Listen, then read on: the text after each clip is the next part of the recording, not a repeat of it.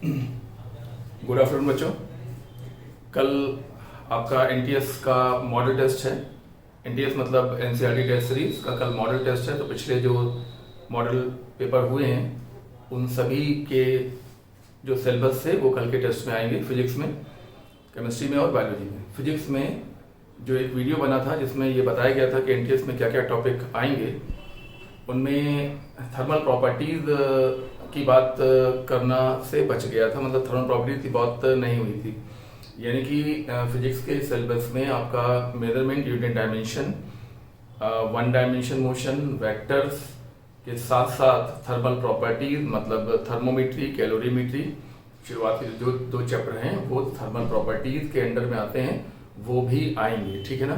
तो कल के एनटीएस में फिजिक्स के पेपर में किस प्रकार के क्वेश्चन, कैसे क्वेश्चन पूछे जा सकते हैं, ये हम यहाँ पे आपको डिस्कस कर रहे हैं थोड़ा सा कि किस प्रकार के क्वेश्चन पूछे जा सकते हैं। एनटीएस रेगुलर देना आपके लिए बहुत जरूरी एक बात है।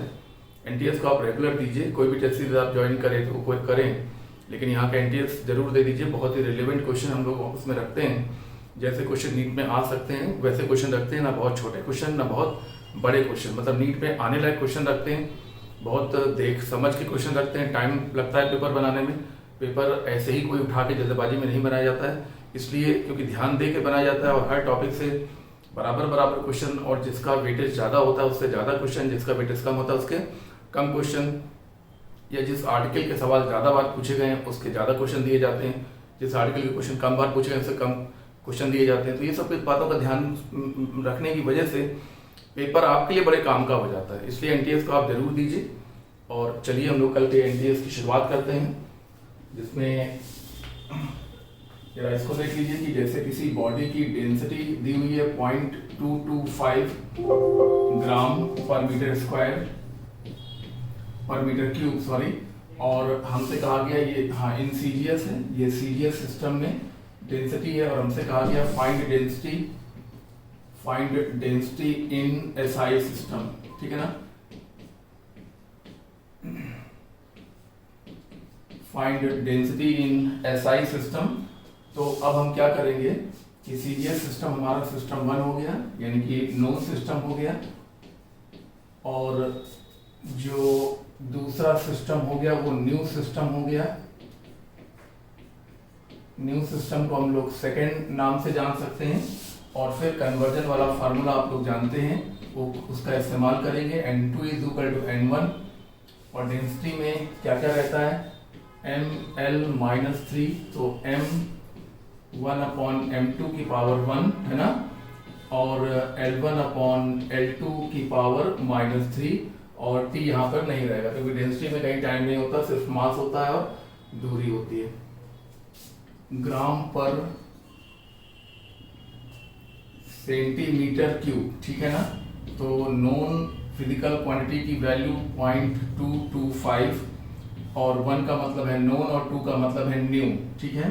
हाँ, 1 का मतलब है नोन चीज़ों को रखो और 2 का मतलब है न्यू चीज़ों को रखो। तो मास की यूनिट है ग्राम, और नए में कितना है बताइए, किलोग्राम। ठीक है ना। न्यू सिस्टम हमारा एसआई सिस्टम है। ठीक है, इसलिए मास को किलोग्राम में रखा गया। नोन सिस्टम में सेंटीमीटर और अननोन सिस्टम में मीटर और होल की पावर -3। अब हम ब्रैकेट के अंदर की यूनिट्स को कट कराएंगे। तो यूनिट्स को कट कराने के लिए हम किलोग्राम को ग्राम में कन्वर्ट कर सकते हैं। जो आसान हो वो काम कर लीजिए, है ना। और मीटर को हम सेंटीमीटर में कन्वर्ट कर सकते हैं इस तरीके से, और ग्राम से ग्राम और सेंटीमीटर से सेंटीमीटर कैंसिल हुआ, 0.225, और ये है 1/1000,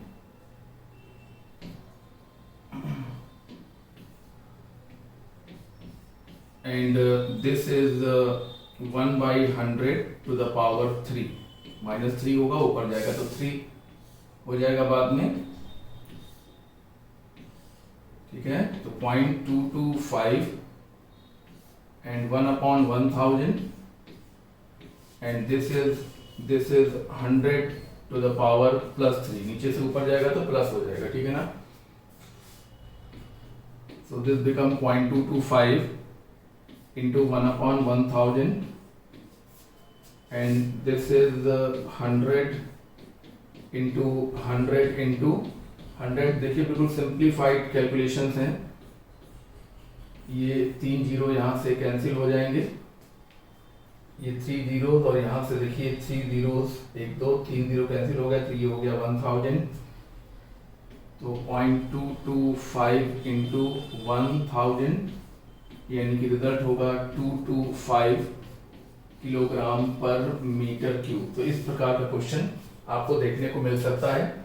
डेटा चेंज होगा, आप इसको, हाँ डेटा चेंज होगा, जो भी डेटा होगा उसको आप लेकर सॉल्व करेंगे और इस प्रकार से इस क्वेश्चन को आप लोग बना सकते हैं। ठीक है, आइए आगे बात करते हैं एक्सीलरेशन से वेलोसिटी को कैसे फाइंड किया जाए।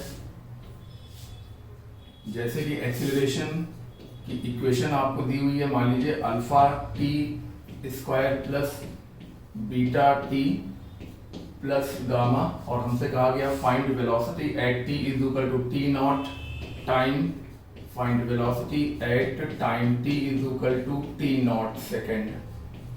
तो क्योंकि एक्सीलरेशन वेरिएबल है तो हम एक्सीलरेशन को लिखेंगे dv बाई dt और is equal to alpha t square plus beta t plus gamma, और अब dv को एक तरफ छोड़ देंगे और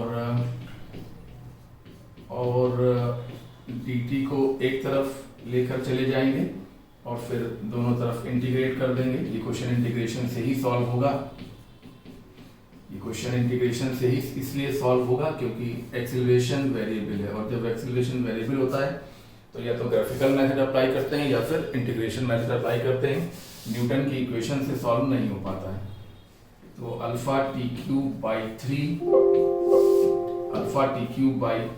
plus beta T square by 2 plus gamma T, इस प्रकार से आपका आंसर, ये आंसर आ जाएगा आपका। कहा गया था, अच्छा टाइम की लिमिट रखनी है जीरो से लेके टी नॉट तक, है ना। तो v is equal to half alpha t not cube plus 1/2 beta t not square plus gamma t not, this is the equation of velocity. तो इस प्रकार का क्वेश्चन भी आपको मिल सकता है देखने को। अब ये कहा जा रहा है कि अगला क्वेश्चन देखिए कैसा हो सकता है। किसी बॉडी की पोजीशन दी हुई है 24 minus plus 12t minus 2t square, मान लीजिए ये पोजीशन दी हुई है, और कहते हैं फाइंड रिटार्डेशन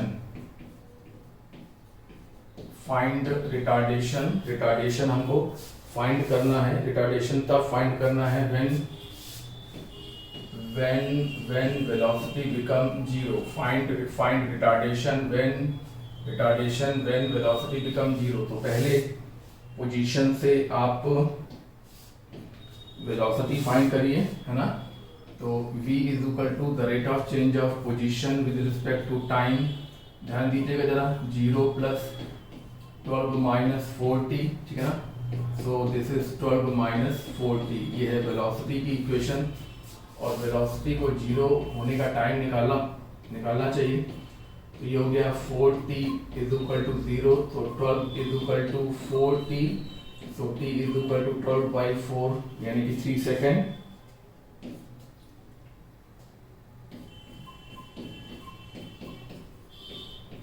इतने टाइम पर वेलोसिटी 0 हो जाएगी। Now find acceleration dv by dt, तो जब dv बाई dt तो ये हो गया 0 माइनस 4 यानी कि -4 मीटर पर सेकेंड स्क्वायर, यानी कि हमको यहाँ पर हुआ ये कि हमको यहाँ पर टाइम की वैल्यू रखनी नहीं पड़ी, और अगर एक्सीलरेशन में टाइम रहता, अगर एक्सीलरेशन की इक्वेशन में टाइम बना ही रहता तो उस समय हम लोग टाइम को भी यहाँ पर रखते, ठीक है ना। t स्क्वायर 12 माइनस 6t, तो ये t is equal to 3, 12t 0, okay ठीक है। तो पोजीशन की इक्वेशन दी रहेगी और रिटार्डेशन पूछा गया जब वेलोसिटी जीरो हो गई। खैर हमने वेलोसिटी निकाला, वेलोसिटी को जीरो करके टाइम निकाला, लेकिन इसका यूज नहीं हो पाया क्योंकि जब हमने वेलोसिटी को डिफरेंशिएट किया तो एक्सेलरेशन -4 अपने आप ही आ गया, टाइम का फंक्शन नहीं बना और यही हमारा आंसर माना जाएगा। ठीक है। और किस प्रकार क्वेश्चन आपको मिल सकता है, जैसे पार्टिकल की वेलोसिटी दी हुई है और पार्टिकल की वेलोसिटी दी हुई है और पूछा गया है पार्टिकल की पोजीशन एट एनी टाइम। तो वेलोसिटी की इक्वेशन से पोजीशन को कैसे फाइंड करेंगे। पार्टिकल की वेलोसिटी दी हुई है, मान लीजिए कि u not plus alpha T plus beta t cube मान लीजिए, ठीक है ना। तो वेलोसिटीज को हम dx बाई डी टी लिखें, है ना, and u not plus alpha T plus beta t cube, ठीक है। अब पोजीशन एक तरफ और वेलोसिटी को एक तरफ ले लें, तो alpha T plus beta T square by 2 limit लगाएंगे 0 से लेके डी टी पहले ले लो साथ में, एक तरफ dx एक तरफ dt लेकर इंटीग्रेशन करें, है ना। Integration u not plus alpha T plus beta, इस स्टेप को हटा दो, बीटा टी क्यूब, ठीक है ना। तो beta t cube d t. Now position x is equal to u naught का integration u naught t, alpha t का integration t square by 2 and beta t cube का इंटीग्रेशन टी की power 4 by 4। This is the position at, कहा गया है t is equal to 1 second पर। मान लो कहा गया कि यूनिट टाइम में पार्टिकल की पोजीशन फाइंड करिए, तो यूनिट टाइम का मतलब होता है put t is equal to 1, ठीक है ना। अगर कहा जा रहा है यूनिट टाइम में पोजीशन फाइंड करिए तो t का मान 1 रखिए, और अगर ये कहा जाता है कि t इज इक्वल टू 2 पर फाइंड करिए तो t का मान 2 रखिए। t is equal to 3 second पर कहा जा रहा है तो t की वैल्यू को 3 रखिए, और अगर यूनिट टाइम पर कहा जा रहा है तो t की वैल्यू को 1 रखिए। यूनिट का मतलब है 1 वैल्यू, तो u नॉट विद 1 और प्लस अल्फा बाई 2, ठीक है ना। t की वैल्यू 1 रखते जा रहे हैं एंड बीटा बाई 4, ठीक है ना। तो क्वेश्चन अच्छा है आपके लिए, आसान भी है, टेस्ट में नीट में एनालाइज क्वेश्चन में से ये एक है। और अब आगे जरा ध्यान से देखिए आगे क्या क्वेश्चन है और कैसा क्वेश्चन आ सकता है। मतलब ये बताने जा रहे हैं कि मान लीजिए कि कहा जा रहा है कि दो वेक्टर्स हैं, उनमें एक ऐसा वेक्टर ऐड करिए, दो वेक्टर्स हैं i cap plus 2 j cap plus 3 k cap मान लीजिए, और दूसरा वेक्टर है 2i cap minus j cap and minus 2 k cap, ठीक है ना। इन दो वेक्टर्स में कहा जा रहा है कि कौन सा वेक्टर ऐड किया जाए कि जो रिजल्ट बने, हाँ क्या ऐड किया जाए जो रिजल्ट बने वो y के अलोंग यूनिट वेक्टर हो। तो y के अलोंग यूनिट वेक्टर मतलब हो गया j कैप, ठीक है ना। अब हाँ, यानी कि इन तीनों का सम, मतलब एक ए वेक्टर कितना हो, क्या हो कि इन तीनों का सम y डायरेक्शन में एक यूनिट वेक्टर के बराबर हो। तो हमने तीनों का सम कर दिया। अब i का i से किया तो आ गया 3i कैप, j का j से तो प्लस का j कैप, k का k से किया तो प्लस का k कैप, और प्लस वेक्टर a अननोन तो हमें फाइंड करना है is equal to j cap. तो j कैप से j कैप कैंसिल हो गया और ये टर्म उधर लेके जाएंगे तो -3 i कैप और minus k cap, minus sign बाहर निकाल के भी आंसर दिया जा सकता है, -3 i cap plus k cap, ठीक है ना। ये वेक्टर a ऐसा होना चाहिए, वेक्टर a इतना होगा तो इन तीनों का सम y डायरेक्शन में एक यूनिट वेक्टर के बराबर होगा। अच्छा क्वेश्चन है, इसको ध्यान से देख लीजिएगा। अगला क्वेश्चन ये है, मतलब जैसे एनटीएस में क्वेश्चंस हो सकते हैं उनसे मिलते जुलते क्वेश्चन यहाँ पर हम आपसे डिस्कस कर रहे हैं। एक वेक्टर a है जो कि मान लीजिए i cap plus j cap plus 2k cap, ठीक है ना। दूसरा वेक्टर b है मान लीजिए जो कि 2i plus 2j plus k, ठीक है ना। तो तीसरा वेक्टर हमको c फाइंड करना है, ठीक है ना। c कैसा है कि c का मॉड जो है वो a के बराबर हो और c की जो डायरेक्शन हो, हाँ डायरेक्शन जो हो वो मॉड जो हो वो b के मॉड के बराबर हो, मॉड b के मॉड के बराबर हो और डायरेक्शन जो है वो a की डायरेक्शन हो। एक वेक्टर, अच्छा क्वेश्चन है, एक वेक्टर c फाइंड करना है जिसका मॉड तो b के बराबर हो लेकिन डायरेक्शन a की हो, ठीक है ना।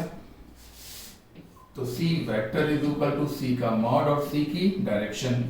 अब c का मॉड किसके बराबर है, b के बराबर, और c की डायरेक्शन किसके बराबर है, a के बराबर। इस कैप को कहते हैं यूनिट वेक्टर, यूनिट वेक्टर को ही हम लोग डायरेक्शन भी कहते हैं।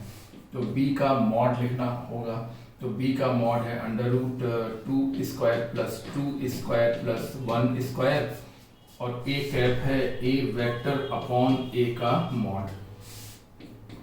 तो ये हो गया √4 प्लस 4 प्लस 1 9 और a वेक्टर हो गया i cap plus j cap plus 2k cap और a का magnitude √1 square plus 1 square plus 2 square. So this become 3 and नीचे बन गया 4 5 6 √6 and i cap plus j cap plus 2k cap, ठीक है ना। तो ये बन गया आपका c वेक्टर। इस प्रकार से इसको अगर थोड़ा सा कट करना चाहेंगे तो ये कट हो जाएगा, तो कट होने के बाद नीचे √2 बच जाएगा। तो ये थोड़ा सा इसको हमने और सॉल्व कर दिया है और ये आपका फाइनल रिजल्ट होगा। ऑप्शन ये भी हो सकता है, ऑप्शन ये भी हो सकता है। खैर वो क्वेश्चन तो दूसरा ही होगा, लेकिन वो क्वेश्चन इसके जैसा कुछ हो सकता है। इस प्रकार के क्वेश्चन भी इंपॉर्टेंट है। जैसे एक क्वेश्चन इस प्रकार का हो सकता है कि एक वेक्टर दिया हुआ है a जो कि मान लीजिए कि 6i cap plus 8j cap है। तो हमसे कहा जा रहा है कि इसका x कंपोनेंट और y कंपोनेंट बताइए। अब ये बताइए, ये क्वेश्चन तो बेहद आसान, क्योंकि ये है a वेक्टर और ये अगर हम पैरेललोग्राम पूरा कर दें तो ये इसका x कंपोनेंट है, a का x कंपोनेंट और ये है a का y कंपोनेंट। तो a का x कंपोनेंट कितना होगा वहां देखो 6 यूनिट और a का y कंपोनेंट कितना होगा बताओ 8 यूनिट। तो यही पूछा गया है कि इस वेक्टर के x और y कंपोनेंट बताइए। तो x कंपोनेंट यहाँ साफ दिखाई पड़ रहा है 6 और y कंपोनेंट का मॉड 8 है। और अगर x कंपोनेंट वेक्टर फॉर्म में पूछा जाए तो 6 के साथ i कैप भी लिखेंगे और y और यहाँ पर 8 के साथ j कैप भी लिखेंगे। तो ये एक बेहद आसान क्वेश्चन है आपके लिए। आगे देखिए, क्वेश्चन इस प्रकार का भी हो सकता है कि एक वेक्टर दिया है और हमें उसके डायरेक्शन कोसाइन फाइंड करने हैं। बिल्कुल ऐसा सवाल हो सकता है जिसमें एक वेक्टर दिया हुआ है और हमें इसके डायरेक्शन कोसाइन फाइंड करने हैं। चलिए 2i cap plus 3j cap plus k cap, ठीक है ना। डायरेक्शन कोसाइन का मतलब होता है किसी वेक्टर का x एक्सिस से y एक्सिस से और z एक्सिस से जो एंगल बनता है उसके कॉस को निकालना होता है, यानी कि cos alpha, cos beta, cos gamma. तो उसके लिए हम पहले a का मैग्नीट्यूड फाइंड कर ले जरा।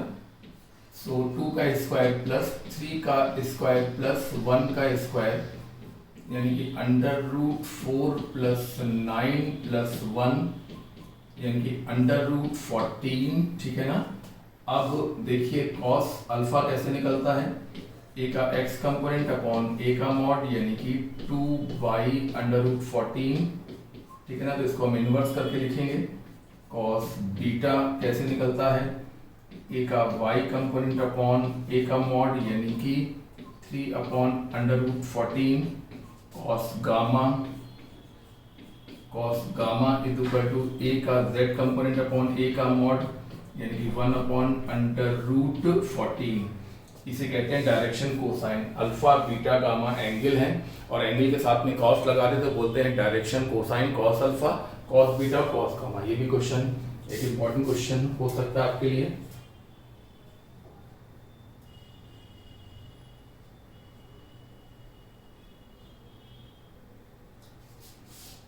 एक वेक्टर का एक्स एक्सिस से बनने वाला एंगल पूछा जा सकता है या वाई एक्सिस से बनने वाला एंगल पूछा जा सकता है। एक वेक्टर एक्स वाई प्लेन पे दिया हुआ है ना। मान लीजिए कि वेक्टर हमारा है 4i प्लस 3j। इस प्रकार का मान लीजिए कोई वेक्टर है, तो हमने वो वेक्टर बना लिया। अब इस वेक्टर के x कंपोनेंट का मान ये देखिए कंपोनेंट हमेशा टेल से ही बनाए जाते हैं। ये हो गया a का x कंपोनेंट जो कि 4 है, एंड दिस इज a का y कंपोनेंट जो कि 3 है। a का y कंपोनेंट है जो कि 3 के बराबर है, तो अगर ये 3 है तो ये भी 3 होगा। तब अब हम tan अल्फा लगा सकते हैं, तो ये हो गया एंगल थीटा। तो tan theta is equal to perpendicular upon base. तो जब 3/4 आ गया, इसका मतलब है कि ये 3 है और ये 4 है, 3 और ये 4। तो अगर ये 3 और ये 4 होता है तो ये एंगल कितना होता है बताइए, 37 degree. So theta is equal to 37 degree. Question बिल्कुल सिंपल है, आसान है, लेकिन अगर आप प्रेशर में हैं, उलझ गए, तो फिर ये छोटा सा क्वेश्चन भी आपसे गलत हो सकता है। इसलिए मैंने आपको थोड़ा हिंट कर दिया है, किस प्रकार क्वेश्चन आप तुरंत ही सॉल्व कर सकते हैं। एक क्वेश्चन है कि एक बॉडी रेस्ट में है, रिलेशन का क्वेश्चन हो सकता है। एक बॉडी रेस्ट में है तो उसका पोजीशन टाइम ग्राफ कैसा होना चाहिए, तो पैरेलल टू टाइम एक्सिस होना चाहिए, जिससे ये दिखाई पड़े कि पोजीशन टाइम के साथ चेंज नहीं हो रहा है क्योंकि पार्टिकल रेस्ट में है, ठीक है ना। और इसके रीजन में लिखा हो सकता है कि ऐसा इसलिए है क्योंकि जो पार्टिकल रेस्ट में होता है उसकी पोजीशन चेंज नहीं होती है। तो ये बात सही है कि ये इसमें जो असर्शन है वो सही है, रीजन जो दिया हुआ है वो भी सही है और सही से एक्सप्लेन भी कर रहा है, ठीक है ना। तो जो भी ऑप्शन आपको इस प्रकार का मिले जिसमें लिखा हो कि असर्शन भी सही है, रीजन भी सही है और रीजन असर्शन को करेक्टली एक्सप्लेन कर रहा है, उस ऑप्शन को आप लोग चॉइस करेंगे। मान लीजिए एक क्वेश्चन आपको दिया जाता है इस प्रकार का। मान लीजिए क्वेश्चन आपको दिया जाता है कि दो वेक्टर्स हैं जिनके मॉड रिस्पेक्टिवली 1 और 2 है, ठीक है ना। मॉड दो वेक्टर्स के मॉड 1 और 2 है, ठीक है ना, और उनका रिजल्टेंट जो है वो r है, रिजल्टेंट की वैल्यू r है।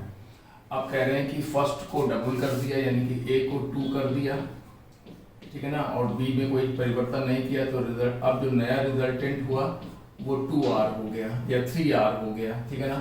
तो क्या करना है, उनके बीच का एंगल हमको फाइंड करने के लिए कहा गया। ये चीज़ें जो आपके सामने हैं वो गिवन है और ये आपसे पूछा गया, ठीक है ना। तो आइए पहले रिजल्टेंट लिखें पुराना वाला। तो r is equal to under root 1 square plus 2 square plus 2 into 1 into 2 into cos theta, ठीक है ना भाई। तो this become 5 plus 4 cos theta. Square अगर कर दिया जाए, चलिए अच्छा आगे स्क्वायर कर देंगे, देख लेंगे। चलिए अच्छा कर दीजिए, स्क्वायर कर दीजिए जिससे रूट हट जाए, तो 4 कॉस थीटा, ठीक है ना। अब क्या किया गया, अब अगले स्टेप में क्या कहा गया कि जो a था उसको डबल कर दिया, तो नया रिजल्टेंट r बराबर अंडर रूट, यहाँ पर देखिए 2 स्क्वायर प्लस 2 विद 2 और उनके बीच का एंगल नहीं चेंज किया गया, सिर्फ a की वैल्यू को डबल कर दिया गया, डायरेक्शन को चेंज नहीं किया गया, और b की ना वैल्यू चेंज की गई ना डायरेक्शन चेंज की गई, तो r डैश हो गया। अब ये आपको दिखाई पड़ रहा होगा, ये बन गया 8 प्लस 8 कॉस थीटा। अब दोनों तरफ का स्क्वायर अगर कर दिया जाता है, अच्छा r डैश की वैल्यू 2r है, दोनों तरफ का, हाँ r डैश की वैल्यू ट्वाइस ऑफ r सवाल में दी हुई है। अब दोनों तरफ का अगर स्क्वायर कर दिया जाए तो ये बनेगा 4r square is equal to 8 plus 8 cos theta, ठीक है ना। r की वैल्यू को पुट कर दिया जाए, पुट r स्क्वायर या रिप्लेस कर सकते हैं, रिप्लेस आर स्क्वायर करें तो 4 और आर स्क्वायर का रिप्लेसमेंट है 5 plus 4 cos theta, 5 plus 4 cos theta, r square का रिप्लेसमेंट कर दिया गया और आ गया 8 प्लस 8 कॉस थीटा, ठीक है ना। तो ये हो गया 20 plus 16 cos theta is equal to 8 plus 8 cos theta, ठीक है ना। तो ये 8 कॉस थीटा जब इधर आएगा तो ये बनेगा 8 कॉस थीटा, और जब ये 20 इधर जाएगा तो 8 माइनस 20 का मतलब ये हो गया कि माइनस का 12। So cos theta is equal to minus का 12/8 यानी कि माइनस का 3/2। ये एक रिजल्ट है, हालांकि डेटा ऐसा है कि ये रिजल्ट अजीब टाइप का आया है, लेकिन जो आपको टेस्ट में क्वेश्चन मिलेगा वो प्रॉपर होगा और रिजल्ट इस प्रकार का नहीं होगा। तो आप इस रिजल्ट पर ध्यान मत दीजिए, आप मेथड पर ध्यान दीजिए। सवाल क्या था, 1 न्यूटन और 2 न्यूटन का रिजल्टेंट R था, जब इसको डबल कर दिया तो उनका रिजल्टेंट पहले से डबल हो गया, मतलब नया रिजल्टेंट 2R हो गया। तो उनके बीच का एंगल हमको फाइंड करना है। तो पहले हमने R को लिखा और उसको स्क्वायर करके सिंप्लीफाई किया, फिर R डैश को लिखा, स्क्वायर करके सिंप्लीफाई किया, R स्क्वायर को रिप्लेस किया, और जो रिजल्ट आना होगा वो आपके एग्जाम में आ जाएगा। इस सवाल में रिजल्ट पर ध्यान न देते हुए मेथड पर ध्यान दीजिए, सवाल इंपॉर्टेंट है। अगर ये क्वेश्चन आपका पहले से किया हुआ नहीं है तो ये आप ऑन द स्पॉट सॉल्व नहीं कर पाएंगे। थोड़ा जल्दी से इस क्वेश्चन को सॉल्व करिएगा अगर ऐसा क्वेश्चन मिलता है तो। देखिए यहाँ पर जो क्वेश्चन डिस्कस कर रहे हैं वो क्वेश्चन आपको नहीं मिलेंगे, उनसे मिलते जुलते क्वेश्चन मिलेंगे, उनमें जो मेथड लगेंगे वो ऐसे होंगे। इनको देखिए, इसी बहाने आपकी प्रैक्टिस भी हो जाएगी और टेस्ट की तैयारी भी हो जाएगी। कहते हैं कि दो वेक्टर्स ए और बी हैं, ए और बी, उनका जो रिजल्टेंट है वो ए के परपेंडिकुलर है। ए और बी दो वेक्टर्स हैं और उनका रिजल्टेंट जो आर है वो ए के परपेंडिकुलर है, ठीक है ना। तो हमें ए और बी के बीच का एंगल फाइंड करना है, angle between vector A and vector B हमको फाइंड करना है। ये है vector B, this is vector A, और ये है उनके बीच का एंगल, ये हमको फाइंड करना है। आइए हमको ये थीटा फाइंड करना है, ये देखिए। और तो एक काम करते हैं, ये ए है और ये भी बी है, अगर ये बी है तो ये भी बी है, और ये आर है, आर की वैल्यू क्या है, b/2 है, ठीक है ना। तो पहले हम ये एंगल फाइंड कर लें अल्फा, तो इसको हम साइन अल्फा की हेल्प से फाइंड कर सकते हैं। r/b, आर की वैल्यू है b/2/b। ये क्वेश्चन बेहद इंपॉर्टेंट क्वेश्चन है, this become 1/2, so alpha is equal to 30 degree. अब हमें ए और बी के बीच का एंगल फाइंड करना है। ए और बी के बीच का एंगल अल्फा तो नहीं है, क्योंकि यहाँ पर ए का हेड है और बी का टेल है, तो अल्फा ए और बी के बीच का एंगल नहीं है, ठीक है ना। तो अगर हमको ए और, तो हम ए को आगे बढ़ा देंगे तो दोनों के टेल से टेल मिल जाएंगे और तब ये एंगल होगा इनके बीच का। तो theta will be equal to 180 में से हम अल्फा को माइनस करेंगे तो 180 minus 30 degree means 150 degree. Question बेहद इंपॉर्टेंट है, अगर पहले से प्रैक्टिस किया हुआ नहीं होगा आपका तो ये क्वेश्चन वहां पर आपका फंस सकता है, क्योंकि वहां पर इतना टाइम नहीं होता है कि आप क्वेश्चन को बहुत देर तक एनालाइज कर पाएं। मतलब पहले से जो क्वेश्चन का आइडिया होगा वो बहुत जल्दी जल्दी सॉल्व होते जाएंगे। तो यहाँ पे आपको आइडिया ले लेना चाहिए। अगर आपको ये आइडिया नहीं है तो ऐसे छोटे छोटे क्वेश्चन आपके मिस होने लगेंगे, तो ये मिसिंग ना होने पाए इसके लिए हम लोग यहाँ पर कोशिश कर रहे हैं। देखिए, एक क्वेश्चन ऐसा हो सकता है जिसमें किसी बॉडी का पुराना पोजीशन वेक्टर r1 दिया रहेगा और बॉडी चल रही है और चलते चलते यहाँ पहुंच गई, तो नया पोजीशन वेक्टर r2 दिया रहेगा और लगने वाला फोर्स दिया रहेगा। r1 दिया रहेगा मतलब पुराना पोजीशन वेक्टर, r2 दिया रहेगा नया पोजीशन वेक्टर, और लगने वाला फोर्स दिया रहेगा, और आपको वर्क डन निकालना पड़ेगा। तो सबसे पहले आप डिस्प्लेसमेंट निकालेंगे, यानी कि डेल्टा r निकालेंगे, ठीक है ना। डिस्प्लेसमेंट डेल्टा आर कैसे आएगा ये तुमको मालूम होना ही चाहिए, होगा ही होगा। डिस्प्लेसमेंट वेक्टर डेल्टा आर बराबर होता है final position vector minus initial position vector. जब डेल्टा आर आ जाएगा तो work done is equal to force के साथ डिस्प्लेसमेंट का डॉट प्रोडक्ट करेंगे। जब डॉट प्रोडक्ट करते हैं तो आई का आई से करते हैं, जे का जे से करते हैं, के का के से करते हैं। ये बात आपको पता होगी। ये भी एक क्वेश्चन आपके लिए बेहद महत्वपूर्ण क्वेश्चन है ना, आपके नीट के लिए भी और कल के एनटीएस के लिए भी इम्पोर्टेंट क्वेश्चन हो सकता है। कुछ ऐसे क्वेश्चन भी पूछे जाते हैं जैसे कि अगर क्रॉस प्रोडक्ट और डॉट प्रोडक्ट में कोई रिलेशन दिया हो तो हम कैसे उसको हैंडल करेंगे। जैसे अक्सर ये क्वेश्चन देखा गया है, काफ़ी पॉपुलर क्वेश्चन है कि a cross b is equal to 1/√3 a dot b। a cross b का मॉड 1/√3 a डॉट b है। तो क्वेश्चन पूछते हैं कि a वेक्टर और b वेक्टर के बीच का एंगल फाइंड करिए। ये एंगल फाइंड करने को कहा जाता है। और भी क्वेश्चन बन सकते हैं जैसे एंगल भी फाइंड करना है और साथ ही साथ हमें वेक्टर a और वेक्टर b के सम का मैग्नीट्यूड भी फाइंड करना है। ऐसा सवाल भी आपके सामने आ सकता है। तो a क्रॉस b का मॉड आप लोग जानते हैं a b साइन थीटा 1/√3।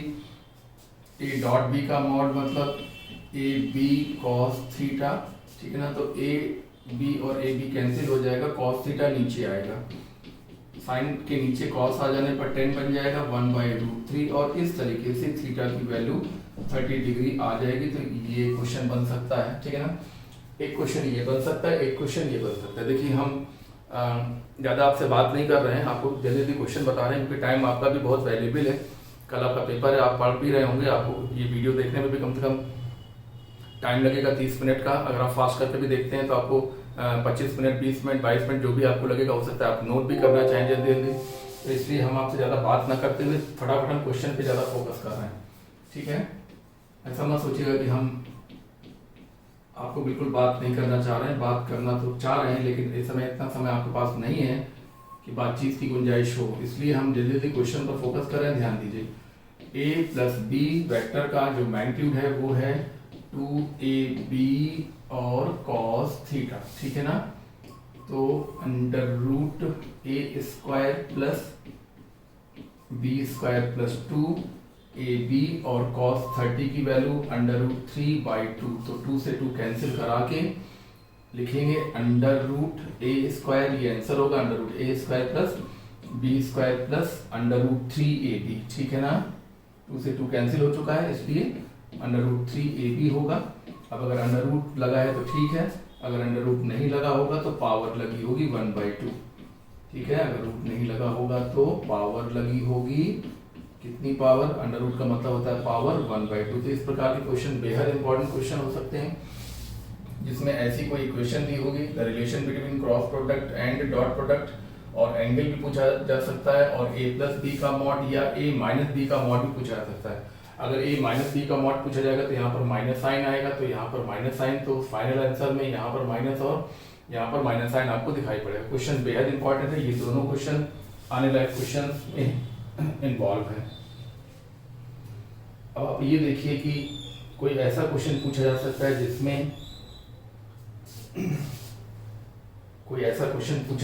जिसमें कहा जाए कि कोई पार्टिकल है जो अपनी जर्नी का 1/3 पार्ट v1 वेलोसिटी से, हाँ अगर पूरी जर्नी आपकी x मीटर की है ना, तो अपनी जर्नी का जो 1/3 पार्ट है वो मान लीजिए कि 20 मीटर पर सेकेंड से क्रॉस करता है और अपनी जर्नी का बचा हुआ 2/3 पार्ट वो 40 मीटर पर सेकेंड से कवर करता है। तो पूरी जर्नी के दौरान उसका एवरेज वेलोसिटी क्या था ये पूछा गया। तो average velocity is equal to total distance upon total time. तो टोटल डिस्टेंस तो x है तो x लिख दिया, टाइम हमको फाइंड करके लिखना पड़ेगा। तो time is equal to distance upon velocity यानी कि 20 और डिस्टेंस अपॉन वेलोसिटी मतलब ये हो गया 40। ध्यान से देखिए क्वेश्चन इंपॉर्टेंट है। ये हो गया x अपॉन x/60 और ये हो गया x 2x अपॉन 120। अब आपको नीचे वाला फैक्टर सॉल्व करना होगा। 120 तो ये हो गया 2x एंड ये हो गया 2x यानी कि 4x। So x upon 4x by 120, तो ये 120 ऊपर जाएगा तो 120x अपॉन 4x, तो x से x कैंसिल करेंगे। 120 बाई 4 यानी कि 30 मीटर पर सेकेंड, ठीक है ना। या हो सकता है किलोमीटर पर आवर में दिया हो तो आंसर किलोमीटर पर आवर में आएगा। क्वेश्चन बेहद इंपॉर्टेंट है आपके नीट के लिए और कल के टेस्ट के लिए भी बेहद इंपॉर्टेंट क्वेश्चन है। डेटा ये नहीं होगा, नहीं या ये क्वेश्चन ही नहीं होगा, और अगर क्वेश्चन इस प्रकार का होगा तो डेटा ये कतई नहीं होगा, डेटा अलग होगा। आप क्वेश्चन की वैरायटी देखिए और उसके सोल्यूशन को सॉल्व करने का तरीका देखिए। और क्लासरूम में पढ़ते वक्त आप लोग ये सब अच्छी तरह कई एग्जाम्पल देख चुके हैं। अगर इसी क्वेश्चन में कोई एवरेज वेलोसिटी के बजाय एवरेज स्पीड पूछता है तो एवरेज स्पीड का आंसर भी सेम होगा, क्योंकि सेम होगा क्योंकि पार्टिकल स्ट्रेट लाइन में जा रहा है और स्ट्रेट लाइन में जाने की वजह से जो डिस्टेंस है वही डिस्प्लेसमेंट है, इसलिए एवरेज स्पीड का आंसर एवरेज वेलोसिटी के आंसर के बिल्कुल बराबर होगा, मैच करेगा, ठीक है ना। ये देख लीजिए। अब एक बेहद आसान और इम्पोर्टेंट क्वेश्चन आपके लिए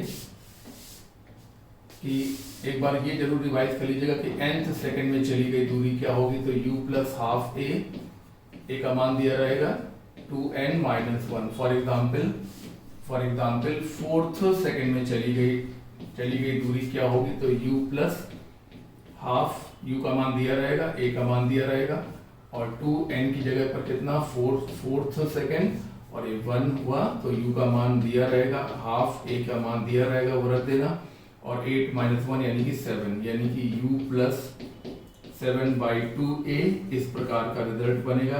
अगर कहा जाए कि पार्टिकल स्टार्ट फ्रॉम रेस्ट तो u की वैल्यू को 0 रखना है। ये सब बात आपको पता है अच्छी तरह, मुझे कॉन्फिडेंस है कि अगर पार्टिकल स्टार्ट फ्रॉम रेस्ट तो u की वैल्यू आप 0 रखेंगे और क्वेश्चन को चटपट सॉल्व कर देंगे, देर नहीं लगाएंगे।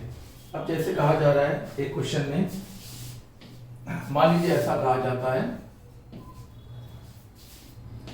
अच्छे से रिवाइज करके पेपर दीजिएगा, ये वाला लेक्चर अच्छे से रिवाइज करके पेपर दें,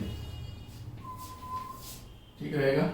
अगर कहा जा रहा है कि एक पार्टिकल पहले यूनिफॉर्म एक्सीलरेशन से अपनी वेलोसिटी को बढ़ाता है और फिर डबल रिटार्डेशन से अपनी वेलोसिटी को घटाता है और रेस्ट में आ जाता है, और टोटल जो टाइम ऑफ जर्नी है मान लीजिए वो 12 सेकेंड है, मान लीजिए ऐसा कहा जा रहा है, ठीक है ना।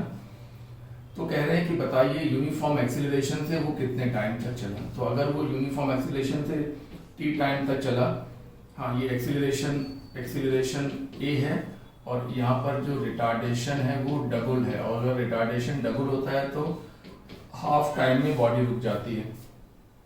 एक्सीलरेशन अगर a होता है तो t टाइम तक एक्सीलरेट होती है, और अगर रिटार्डेशन डबल होता है तो हाफ टाइम में बॉडी रेस्ट में आ जाती है, ठीक है ना। ये तो आपको मालूम होगा। एक्सीलरेशन a है तो टाइम यहाँ तक पहुँचने का, मैक्सिमम वेलोसिटी तक पहुँचने का टाइम v0 हुआ, और फिर ब्रेक लगने लगा, और जो ब्रेकिंग है वो एक्सीलरेशन से डबल है, तो यानी कि जब ब्रेकिंग ज़्यादा होगी तो जल्दी रुक जाएगा, और ये जब डबल होता है तो ये इसका हाफ हो जाता है। और पूरी जर्नी कितने सेकंड की है, 12 सेकंड की। तो क्वेश्चन है कि यूनिफॉर्म एक्सीलरेशन से बॉडी कितने टाइम तक चली, यानी टी पूछा गया। बेहद इंपॉर्टेंट और आसान सवाल है, लेकिन अगर पहले से नहीं किया हुआ है तो नहीं हो पाएगा। मतलब ऐसा हो सकता है कि वहाँ पर समझ ना आए जल्दबाजी में कि हमें क्या करना चाहिए। ये total time t plus t/2 is equal to 12 second, यानी कि 3t/2 is equal to 12 second, hence t is equal to 24/3 means 8 second. तो वो कांस्टेंट एक्सीलरेशन से चला 8 सेकेंड और कांस्टेंट रिटार्डेशन से चलेगा 4 सेकेंड। ये 8 और ये 4 टोटल हो गया 12। क्वेश्चन इंपॉर्टेंट है। फिर इस प्रकार का कोई क्वेश्चन पूछा जा सकता है कि एक बॉडी को मान लीजिए कि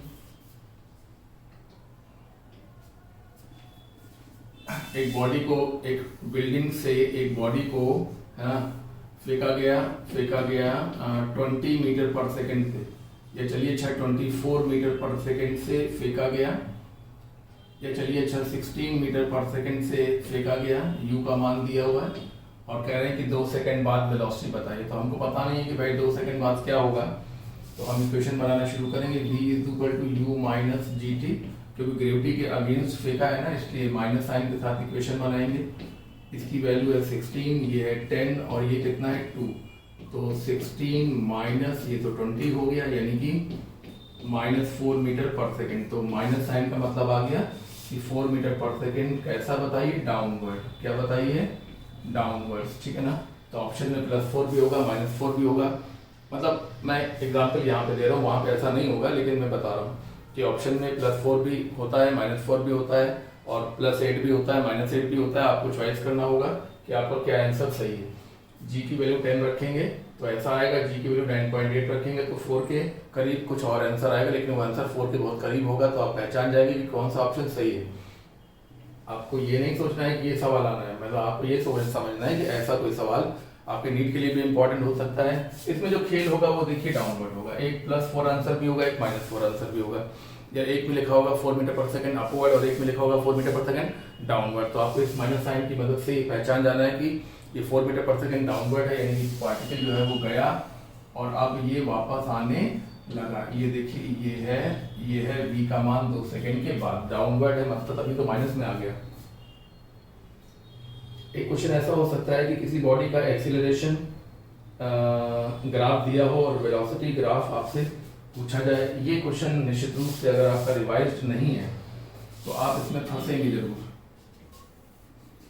इसीलिए प्री एनटीएस रिवीजन का ये प्रोग्राम चलाया जाता है कि आप थोड़ा सा आपको हेल्प मिल जाए, थोड़ी सी हेल्प आपको मिल जाएगी तो आप अच्छा सा कर ले जाएंगे, है ना। इसीलिए ये सब आपको बताया जाता है। तो वेलोसिटी टाइम ग्राफ हमको फाइंड करना है। यहाँ पर मान लीजिए लिखा हुआ है, यहाँ पर मान लीजिए लिखा हुआ है ओके, क्या लिखा हुआ है यहाँ पर, मान लीजिए कि 6 लिखा हुआ है और यहाँ पर मान लीजिए कि -3 लिखा हुआ है, ठीक है। तो अब यहाँ पे 0 टाइम लिखा हुआ है, यहाँ पे 2 सेकेंड और यहाँ पर 4 सेकेंड लिखा हुआ है। तो 0 सेकेंड से 4 सेकेंड तक वेलोसिटी टाइम ग्राफ हमको फाइंड करना है। तो आइए t = 0 से लेके 2 सेकेंड तक हम बात कर लें। इतने टाइम में जो एक्सेलरेशन था वो कांस्टेंट था और एक्सेलरेशन को हम लिखते हैं dv/dt = 6। तो एक तरफ dv और एक तरफ dt ले जाके इंटीग्रेट कर सकते हैं। Integration dv integration 6 dt। So this become v and this become 6t। 6t यानी कि straight line passing through origin. ये स्ट्रेट लाइन की इक्वेशन है। तो टाइम के साथ वेलोसिटी का ग्राफ लीनियरली इंक्रीजिंग होगा। ये ग्राफ 0 से लेके 2 सेकेंड तक बनाया गया। अब आ जाइए 2 से लेके 4 सेकेंड तक। फ्रॉम t = 2 सेकेंड से लेके 4 सेकेंड तक हमने देखा कि जो एक्सेलरेशन है वो माइनस में है 3। तो dv/dt = -3। So we can say that dv = -3 dt। Integration का साइन प्लांट करिए, पुट करिए, तो -3 बाहर निकालते हुए इंटीग्रेशन dt। सो v = -3t। तो ये देखिए नेगेटिव स्लोप दिखा रहा है, ये पॉजिटिव स्लोप और ये नेगेटिव स्लोप। तो यहाँ तक वेलोसिटी लीनियरली बढ़ेगी और यहाँ के बाद वेलोसिटी लीनियरली घटेगी। ये देखिए लीनियरली क्यों बढ़ेगी, क्योंकि यहाँ पर v और t डायरेक्टली प्रोपोर्शन है और यहाँ भी v और t डायरेक्टली प्रोपोर्शन है विद माइनस साइन, यानी कि यहाँ पर वेलोसिटी टाइम के साथ लीनियरली बढ़ेगी और इस पार्ट में, इस टाइम सेगमेंट में वेलोसिटी टाइम के साथ लीनियरली घटेगी। मोस्ट इंपॉर्टेंट क्वेश्चन है और पहले से करा हुआ नहीं है, तो ये छोटा सा क्वेश्चन आपका गलत हो सकता है। बिल्कुल आसान है, अच्छे से आप इसको देख लीजिए, कर सकते हैं, आराम से कर सकते हैं। एक क्वेश्चन इस प्रकार का पूछा जा सकता है कि VT ग्राफ दिया हुआ है और डिस्प्लेसमेंट पूछा गया है या डिस्टेंस पूछा गया है। देखिए हम आपको पढ़ाते हुए अच्छी तरह बता चुके हैं, बहुत सारे एग्जाम्पल के साथ बता चुके हैं कि अगर वेलोसिटी टाइम ग्राफ दिया हुआ है और डिस्प्लेसमेंट या डिस्टेंस पूछा जा रहा है तो हम एरिया फाइंड करेंगे। जैसे यहाँ पर लिखा हुआ है 10, यहाँ पर लिखा हुआ है 20, 30 एंड फाइनली यहाँ पर लिखा हुआ है 40, ठीक है ना।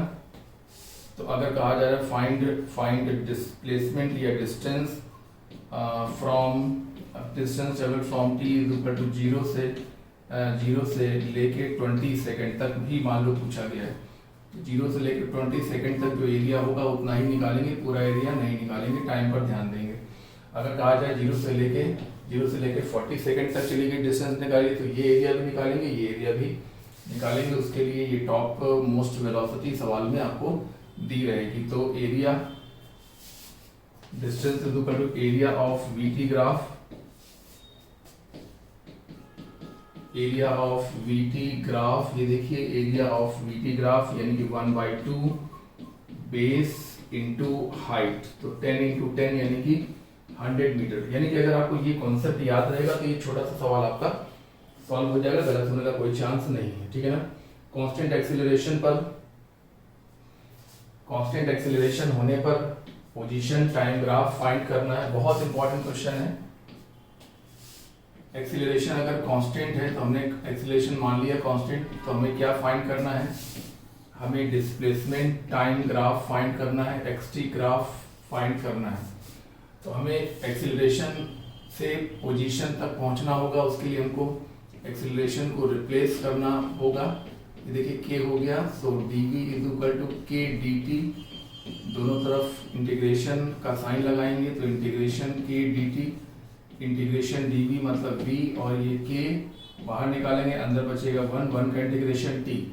अब v को हम लिखेंगे dx by dt is equal to kt, so dx is equal to kt dt, और हम फिर से इंटीग्रेशन का साइन लेकर चलेंगे, क्योंकि जब एक तरफ dx और एक तरफ dt आ जाएगा तो इंटीग्रेशन ही लगाना पड़ता है, लगाया जाता है। तो ये हो गया k और integration t with respect to time, so this become x and this become k और t स्क्वायर बाई 2।